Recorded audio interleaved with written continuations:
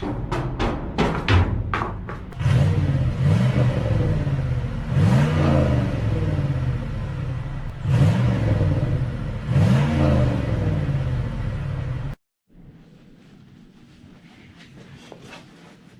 guys, Black is here.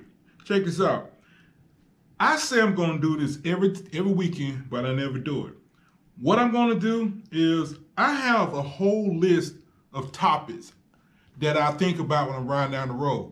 Then I get home weekend, I say I'm gonna talk about these topics, but I never do. Well, tonight I'm gonna talk about it. I'm gonna start from the bottom. Now, the topics are gonna be all over the place, but here you go. First topic is people on forums lie. Okay, I've said that a bunch of times.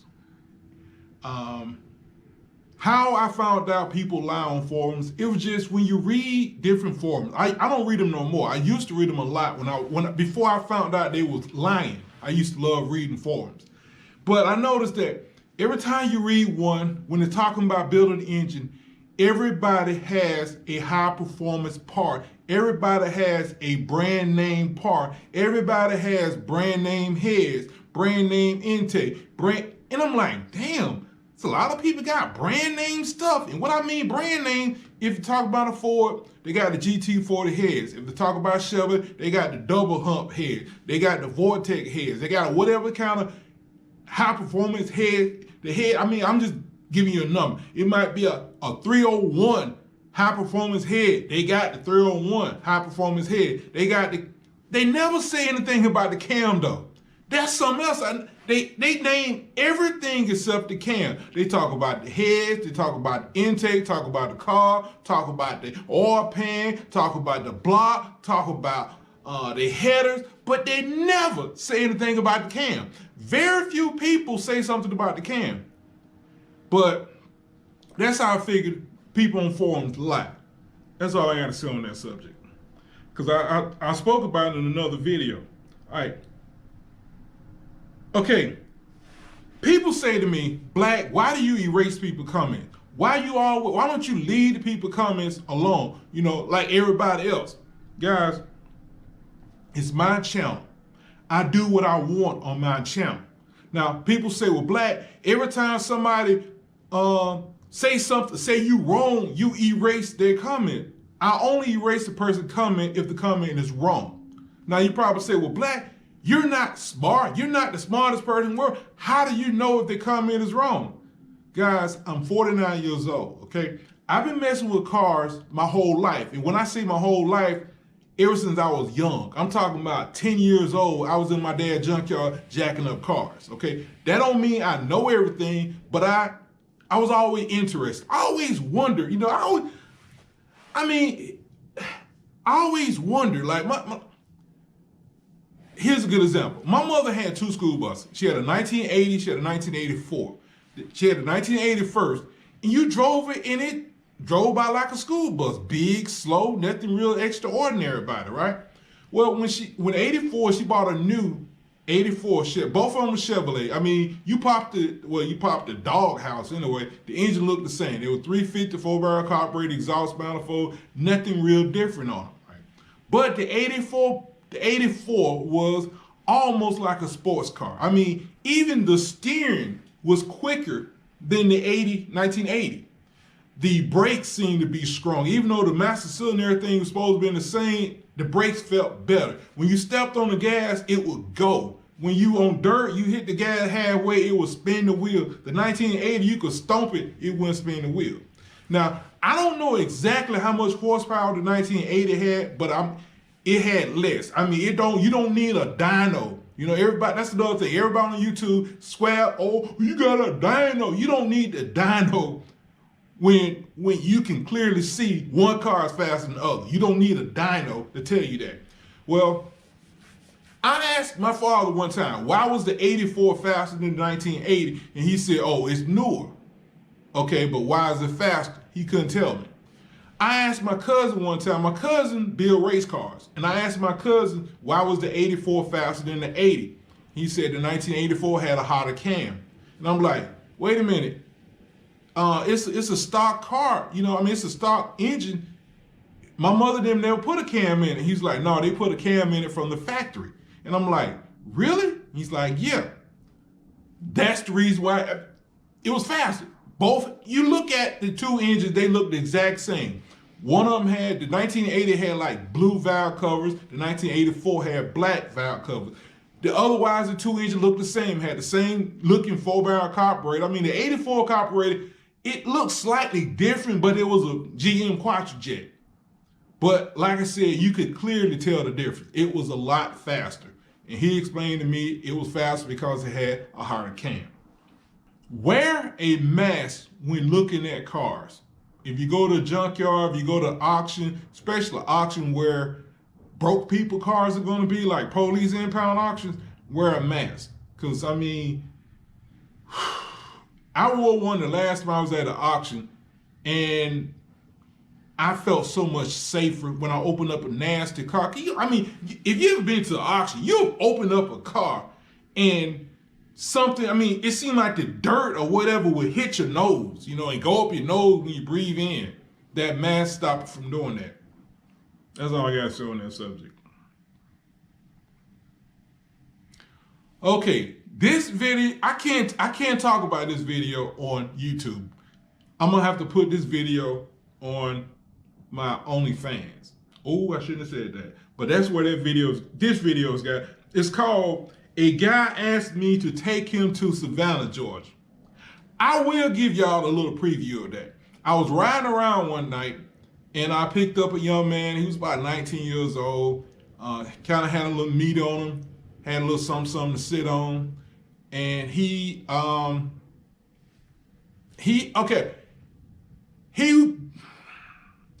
grew up in a group home. All right, when he got out the group home, before he got out the group home, he was working at a McDonald's or something, somewhere. I think it was a McDonald's. He met his girlfriend at the McDonald's. When he got out of the group home, he moved in with his girlfriend and her brother and the brother girlfriend. So they all lived in an apartment or something. Okay, well, the brother had a nice job, but the brother was also selling drugs. So the brother decided to come up to Atlanta and try to buy some drugs. Well, they bought some drugs from a policeman or something, and all four of them got locked up. The guy I'm talking about, his girlfriend, a brother, and a friend. Okay, the mama came up here, got the daughter out of jail, went home, went to the apartment, got some money from everybody, came back and got the brother out of jail. Left the friend, her boyfriend, because they got the brother out because the brother had a real good job and he didn't want to lose the job. Well, they didn't have enough money to get the boyfriend out. So for a month, he calling the girl talking about, you know, when you gonna come get me? When you gonna come get me? Oh, we gonna come get you. We gonna come get you. After a while, she quit accepting his phone calls, right? So he didn't know what to do. He about to lose his mind. He was in love with the girl. Okay, so finally he get out of jail. I don't know, a couple months later, they bond him. I mean, they let him go, right? They didn't let him go. They just let him out of jail. So he's trying to walk to Savannah. Now they let him out Rice Street near Bankhead, Ashby. Well, now it's Donald Lee Holloway and Joseph E. Boone, I think, or Joseph E. Lowry, whatever. Anyway, so he all the way over to Old National Highway. He said he got a couple rides from people, but pretty much he walked. Well, anyway, I picked him up and I ended up taking him to a McDonald's, got him something to eat, and we ended up coming back to my house. All right. Before we came to the house, I, for some reason, thought he had an understanding that he and I was going to, play house. But he didn't quite understand what was going on. But anyway, I can't tell you nothing else. I can't tell you nothing else. I'm sorry, I can't tell you nothing else. It's gonna be on OnlyFans, all right? I'm sorry, but I'm gonna get a yellow flag, and I don't feel like watering down stuff no more. I don't feel like doing that. Yeah, I know I got the F-150 and I like to park it in the garages, but I don't feel like watering my stuff down no more, all right? This is a truck driver. Okay, Columbus, Mississippi. I used to go to this place called Motion Industries, okay? I used to deliver those felts that I carry now. By the way, I've been working for my company 14 years. Did I tell y'all that? Well, anyway, there's a company, like I said, Motion Industries. Okay, this company was it was a 2-lane road. It was a main road, 2 lanes, okay? It was a business, basically, I'm in a big old tractor trailer, right? There was like 3 or 4 houses on the right and a bunch of businesses on the left. So what I used to do, now remember it's the 2-lane road, I would pull up and I would stop about 2 doors from that company. I would stop and let everybody come by. I'll sit there with the folk with the left blinker on, so won't nobody try to pass me. So when everybody come by, I would cut on my flowways. I would then drive onto the wrong side of the road. And I would keep driving up the wrong side of the road until my trailer is all the way on the wrong side of the road. And then if ain't nobody, most people would wait. Sometimes I had fools to drive past me. But this particular day, the guy, I don't know if it was nobody, but the point is this. I'm on the wrong side of the road with my flashes on, and nobody's on the side of me. So when I get past the driveway, I then turn back onto the right side of the road, and there was a street to the right.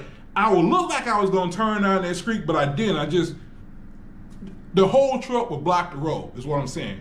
I would then back into the driveway. Now, some people would say, Black, you're completely breaking the law. No, I'm not.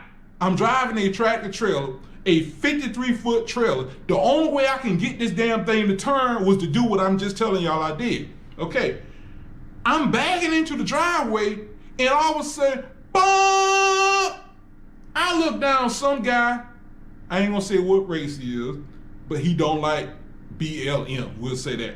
Drives up into people's grass, and drives around me in his little red pickup truck. I left out the good part. It was a policeman sitting right there. The policeman was coming towards me when I was doing all this crazy stuff. This was the first time the police ever came up. Police ain't said a word to me. He stopped him, told him to pull it off down in that street, and he went over there and ended up impounding the truck. It wasn't because he went up on a bridge. He probably didn't have his license, no insurance or whatever. I don't know, but he impounded the guy's truck, and I'm thinking, wow, if he had just stayed his butt back there, waited for me to bag into this place, it would have been all good. But he wanted to drive all up on the grass. Now, again, I don't think he got him for driving up on the grass. He probably didn't have no license, insurance, or something like that, and might even been a warrant. But anyway, that's what happened in Columbus. Okay. This is some more driving stuff, right? My route is easy for me. I've gotten used to my route. My route is Alabama, Mississippi, some Florida Panhandle usually, Mississippi, Louisiana, and it stops pretty much the south, pretty much where I'm near the Panhandle of Florida, right? Okay. My boss decides to take me off my route and give it to somebody else because he felt that he was paying me too much money to do Alabama, that little area I just told y'all about. So he got some other guys to do this, and the guys could not do it. They couldn't find the places. And I remember when I first started doing it, it's all country. Towns like Pennington, Alabama. Have you ever heard of Pennington, Alabama? Have you ever heard of Butler, Alabama? Have you ever heard of Pine Hill, Alabama? Purdue Hill, Alabama? Grove Hill, Alabama? Jackson, Alabama? Anyway, so my boss takes me off the route and he sends me up north to all these old places up north. You know, he trying to get his money worth, right? So he puts the new drivers in my place, and they get down there, they done got all kind of lost. They don't know where they is. Half the places your damn phone won't work unless you have Verizon. Verizon is the only one work down there. But their people, man, they all kind of lost. One guy said, F this, bought the truck back and left it and quit. And my boss is like, what is so hard about Alabama? You know, what is so hard? It's not really that hard. It just ain't nothing on the map. Well, actually, they are on the map, but Pennington, for instance, when I first started going to Pennington, it was on the map. The book I had, it was on the little fold, but it was right there. When that map book tore up, it was, you know, the pages was falling out. I went and bought a new one. Guess what? Pennington ain't there no more. It's just not on the map. Like, you know how the map goes into the fold, the paper goes into the fold, right? Well, now instead of running the map into the fold, they just cut it off and it's just plain white right there. But anyway, the centerfold is what I'm saying. You know how the centerfold, well, it ain't there no more. It's just white. But anyway, getting back to it, now I'm back on the South Run because they can't find nobody to do it. That and there's not a lot of miles. It's only like maybe 6, 7, maybe 8. Well, it's about 900 miles if you do everything. I just did a trip, and I think it was like 1,200 miles. But I went up into some Mississippi, north part of Mississippi, Monticello, Mississippi, and I went to Natchez, Mississippi. But let me tell y'all, I'm gonna stop this video after I tell y'all what happened to me. It wasn't the first time I went to Natchez. I've been to Natchez before. Natchez, you ever heard of the Devil Punch Bowl? You ever heard of that? Okay, way back in the slavery, actually when slavery was over with, they had a whole bunch of free black people running around, right? So the government or I think the military, the government or something, told a whole bunch of them to go to Natchez. Go to Natchez, and there's like a sanctuary for black people. There's a ninja sanctuary where they got them down there and they starved the people to death and the people all died. And they said they buried them all over this particular ground area. And it's supposed to be like 20, 30,000 black people. That's what I heard. Well, anyway, they said that they got trees and vegetations and fruit and all that is growing, but nobody wants to eat the fruit because black people is fertilizing the fruit. But no, I'm not making it up. Well, anyway, I'm going to Natchez, right? And I'm driving down the road. It's a 4-lane highway, you know, it's divided highway. So I'm driving, doing 65 in big old tractor trailer, minding my business. And I think it was 3 cars get on the expressway. It was like a car, a minivan, and an SUV. I think the car was in front, the minivan, and then the SUV. The SUV was a Tahoe, right? I ain't think nothing about it. Well, anyway, I'm driving down the road. They all come up on the expressway tailgate and like, you know, don't want to accelerate. So I'm like, so the car accelerated, got in front of me finally, but the van went to blowing the horn and slammed on brakes. The SUV almost ran in the back of the van. So the van comes around me and she beside me blowing the horn, you know, shooting a bird or whatever. I'm like, yeah, whatever. Then the SUV pulls up next to me. I look, it's the sheriff. He don't have a light bar on it, right? He looking at me all crazy. I'm looking, driving like that. So anyway, he go on about his business, right? So I get on down the road. Before I get into town, there's a black F-150 like mine, right? It's black with tinted windows. He pulls out and he's riding next to me for like, I don't know however long. Then finally he slows down to get behind me, right? I don't think nothing about it. Okay, now when I get into the town, I'm coming in 84, and I think I went to make a left on 61, right? So now, long story short, when you're coming in, the left lane turn left, the right lane turn right. Simple as that, right? Well, the left lane also, right before you come to the red light, it breaks off into a second lane to the right.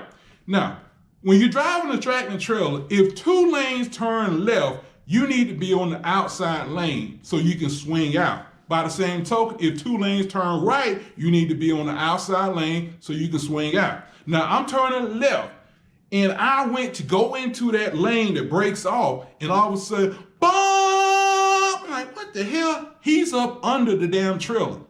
No, I ain't hit him, but he's up under the damn trailer.